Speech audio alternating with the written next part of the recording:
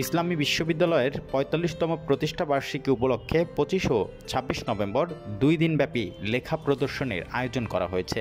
বাংলাদেশ তরুণ column লেখক forum ইবি শাখার উদ্যোগে এই কর্মসূচির আয়োজন করা হয়।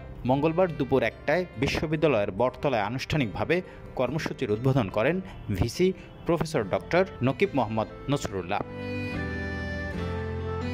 প্রদর্শনীতে তরুণ লেখকদের বিভিন্ন পত্রপত্রিকায় প্রকাশিত প্রায় শতাধিক লেখা প্রদর্শন করা হয়।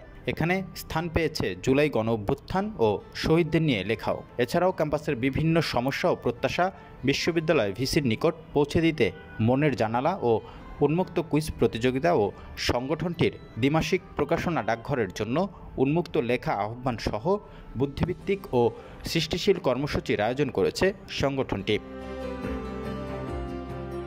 সংগঠনটি বিশ্ববিদ্যালয়ের বটতলাকে বিভিন্ন ধরনের কারুকার্যের মাধ্যমে সাজিয়ে তুলেছেন। এই লেখা প্রদর্শনীকে কেন্দ্র করে বটতলায় উৎসবমুখর পরিবেশ বিরাজ করছে।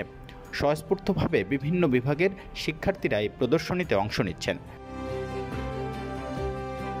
উল্লেখ্য, বাংলাদেশ তরুণ কলাম লেখক ফোরাম ইসলামী বিশ্ববিদ্যালয় শাখা লেখালেখি ছাড়াও বিভিন্ন সামাজিক ও স্বেচ্ছাসেবকমূলক কার্যক্রম পরিচালনা করে থাকে।